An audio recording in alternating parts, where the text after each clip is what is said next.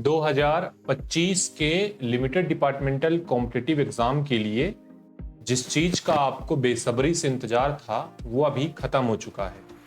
Postal assistant, sorting assistant का जो exam है वो 20 जुलाई को कंडक्ट किया जाना है और इस एग्जाम के लिए जो सर्किल वाइज नोटिफिकेशन है वो जारी होना शुरू हो चुके हैं। आज की वीडियो में मैं आपको पोस्टल असिस्टेंट, सॉर्टिंग असिस्टेंट का जो नोटिफिकेशन है जो राजस्थान सर्किल ने रिलीज कर दिया है और साथ ही साथ बिहार सर्किल ने भी रिलीज कर दिया है। ये नोटिफिकेशन 9 जून को आने वाला था, उसके बारे में भी चर्चा करेंगे कि भाई 9 जून का नोटिफिकेशन पहले कैसे आ गया और किस प्रकार की एक्टिविटी जो है अलग अलग सर्किल अलग अलग तरीके से फॉलो कर रहा है। और साथ ही साथ नोटिफिकेशन में जो 100% चीजें, जैसे आपका एलिजिबिलिटी क्राइटेरिया क्या होगा, लास्ट डेट क्या होगा इस फॉर्म को सबमिट करने का, वैकेंसी क्या रहेगा, साथ ही साथ हम डिस्कशन करेंगे कि भाई कौन सा कैंडिडेट जो है किस कैटेगरी के लिए एलिजिबल होगा और सिलेबस पैटर्न क्या होने वाला है इस एग्जाम के लिए। कुछ और ऐसे इंपॉर्टेंट चीजों के बारे में बात करेंगे जो कि आपने अभी तक नहीं देखा होगा। नमस्ते दोस्तों, जीपी ऑनलाइन क्लासेस में आप सभी का एक बार पुनः स्वागत है। जीपी ऑनलाइन क्लासेस पिछले 5 सालों से केवल लिमिटेड डिपार्टमेंटल कॉम्पिटिटिव एग्जाम के लिए काम करता है और अब बारी जो है 2025 के limited departmental competitive exam postal assistant, sorting assistant की है और ये एग्जाम जो है 20 जुलाई को कंडक्ट किया जाएगा।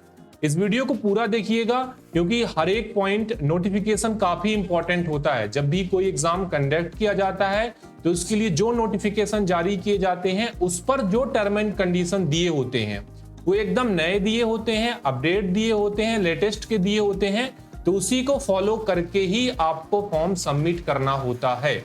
यदि आपको कुछ ऐसे नोटिफिकेशन में कुछ गड़बड़ी दिखती है या फिर 2 सर्किल में अलग अलग तरीके के नियम दिखते हैं तो उसके बारे में जरूर आपको सोचना चाहिए।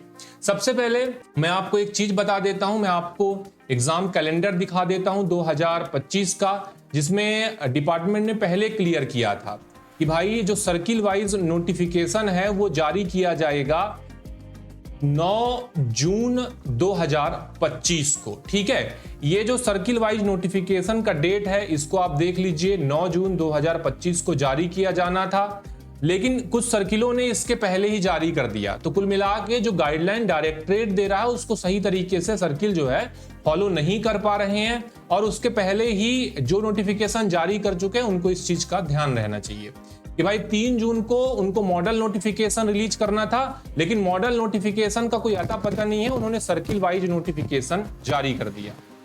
अब हमने जो डिस्कशन किया है कि भाई साहब जो आपका सर्किल वाइज नोटिफिकेशन जारी किया गया है उस पर कुछ इंपॉर्टेंट पॉइंट के बारे में चर्चा कर लेते हैं। नोटिफिकेशन तो आ गया, फॉर्म भरने का आपका समय आ चुका है, फॉर्म आप सबमिट कर सकते हैं, लेकिन डेट क्या होने वाला है, तो डेट ऑफ नोटिफिकेशन ध्यान रखिएगा कि 4 जून 2025 को राजस्थान सर्किल ने ये नोटिफिकेशन रिलीज किया है। लास्ट डेट जो होने वाला है, देखिए इन्होंने सर्किल वाइज नोटिफिकेशन का डेट फॉलो नहीं किया, लेकिन आखिरी डेट जो है वो सभी सर्किल में सेम होने वाला है। फॉर्म भरने का जो आखिरी डेट रहेगा वो 2 जुलाई 2025 रहेगा। इस सारे फॉर्म को कलेक्ट करके डिवीजन है आरओ तक भेजेगा, 7/7 तक भेज देगा, ये बात आपको ध्यान रखना है।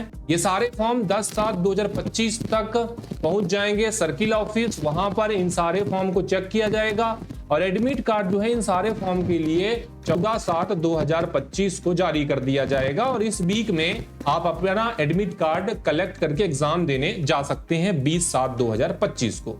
यह आपका शेड्यूल हो गया डेट से संबंधित। याद रखिएगा ये डेट आपको जो नोटिफिकेशन का है उसमें बदलाव देखने को मिल सकता है, बाकी सारे डेट जो हैं वो सेम होने वाले हैं। इस पॉइंट को ध्यान रखिएगा।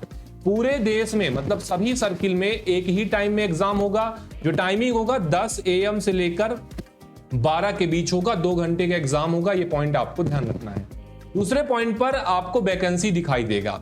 ये राजस्थान सर्किल का नोटिफिकेशन है, राजस्थान सर्किल ने अपनी वैकेंसी एग्जाम से पहले काउंट कर रखी है, इसीलिए उन्होंने वैकेंसी का स्थिति यहां पर दिखा दिया है। जो सर्किल अभी तक अपना वैकेंसी कैलकुलेशन नहीं कर रखा है वो यहां पर वैकेंसी शो नहीं करेगा और ऐसा बताएगा कि हम इस वैकेंसी को बाद में रिलीज करेंगे।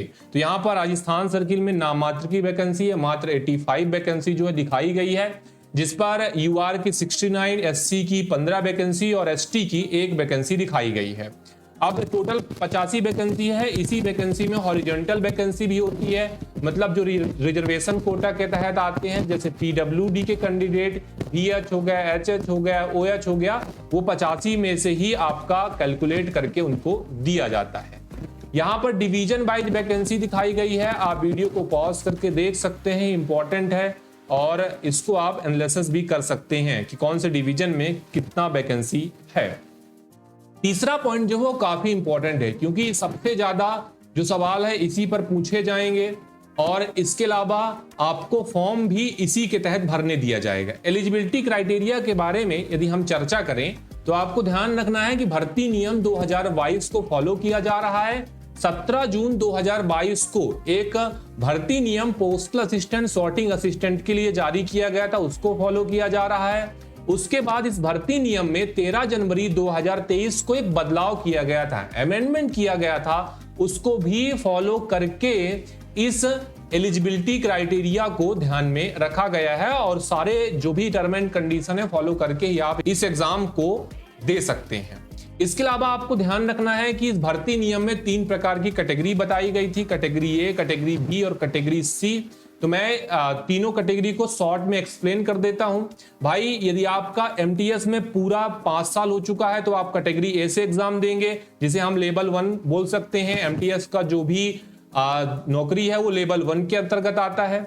लेवल 2 में यदि कोई कर्मचारी काम करता है तो उसको भी कैटेगरी ए में आने के लिए 5 साल देना पड़ेगा।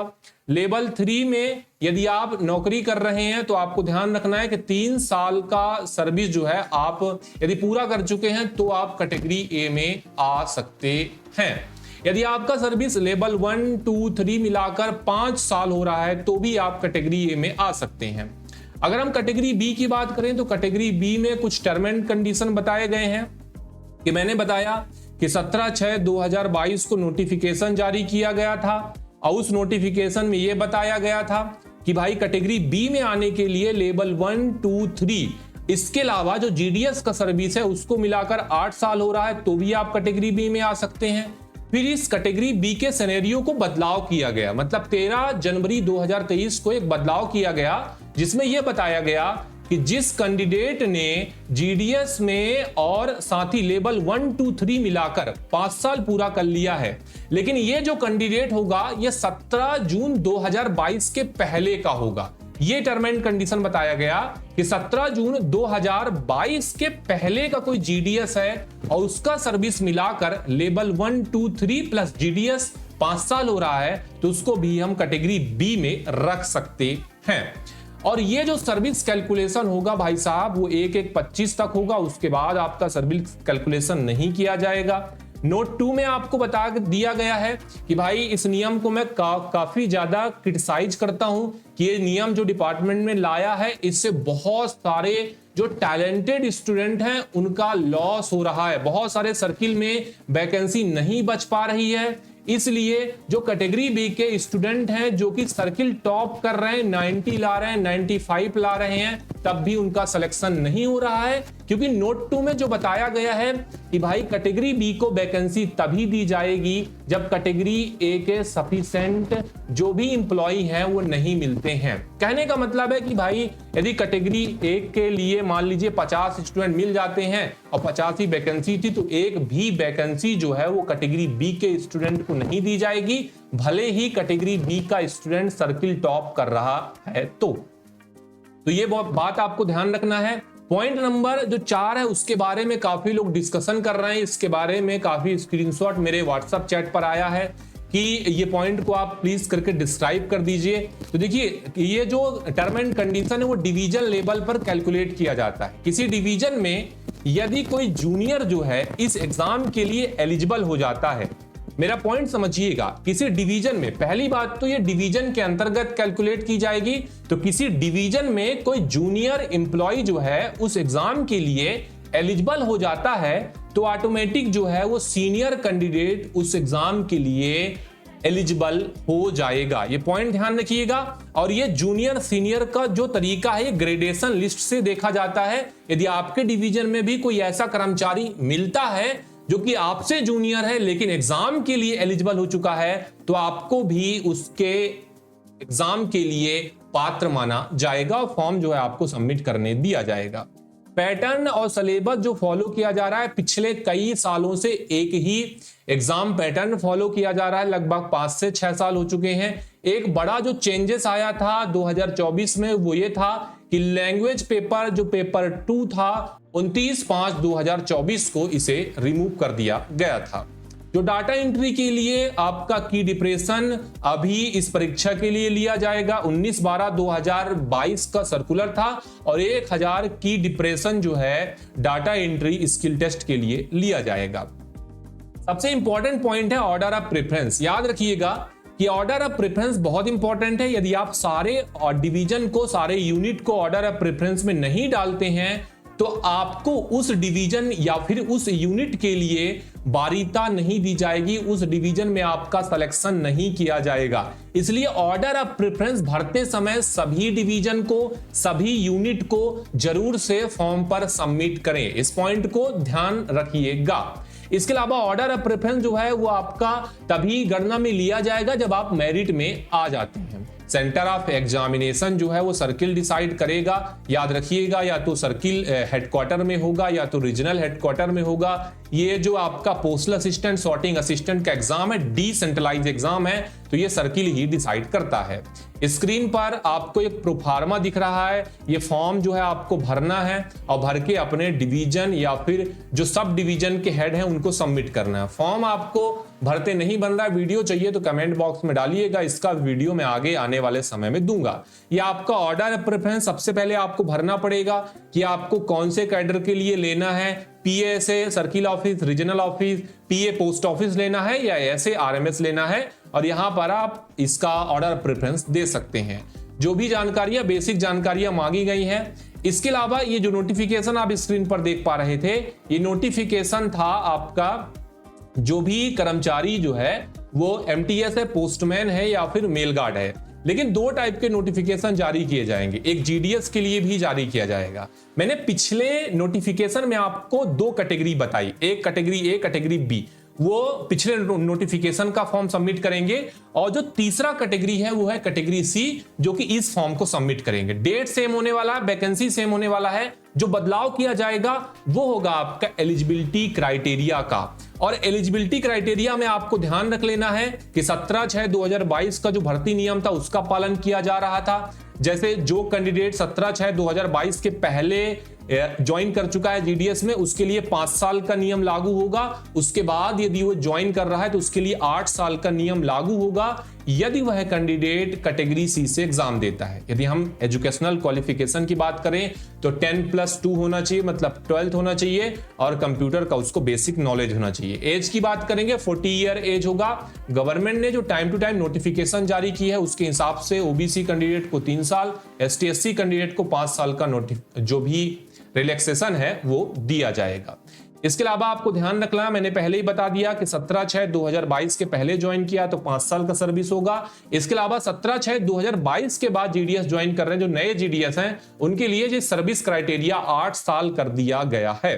पैटर्न और सिलेबस दोनों ही कैडर के लिए सेम होने वाला है, ध्यान रखिएगा। मैंने पहले ही बता दिया, पेपर 2 रिमूव कर दिया गया है, बाकी सारी चीजें सेम होने वाली है। यह आपका फॉर्म रहेगा। जीडीएस जो कैटेगरी सी का है वो इस फॉर्म को भरेगा। वर्तमान में जीडीएस का जो भी फॉर्म भरने का क्राइटेरिया है वो इस नोटिफिकेशन से फॉलो किया जाएगा। हालांकि पूरे अगर देश में बात करें तो नाम मात्र सर्किल में जीडीएस का सिलेक्शन हो पा रहा है। जब से कैटेगरी सिस्टम आया है तो जीडीएस का पोस्टल असिस्टेंट में डायरेक्ट पदोन्नति लगभग नामुमकिन हो चुका है। देखिए, इस वीडियो में मैंने पोस्टल असिस्टेंट, सॉर्टिंग असिस्टेंट, जो कि एग्जाम 20 जुलाई 2025 को कंडक्ट किया जाना है, उसके बारे में पूरी जानकारी दी। जानकारी जैसे मैंने आपको एलिजिबिलिटी क्राइटेरिया, एजुकेशनल क्वालिफिकेशन, इसके अलावा उसके जो भी शेड्यूल बनाए गए हैं डेट के, वो सारी चीजें बता दी हैं। अगर आपको लगता है कि वीडियो में कुछ चीजें छूट गई है, नोटिफिकेशन की कुछ चीजें बच गई हैं, तो कमेंट बॉक्स में भर के डालिएगा। चैनल पर पहली बार विजिट कर रहे हैं, विभागीय परीक्षा के एस्पिरेंट हैं, तो चैनल को सब्सक्राइब जरूर कर लीजिएगा। जुड़ने के लिए आप सभी का धन्यवाद।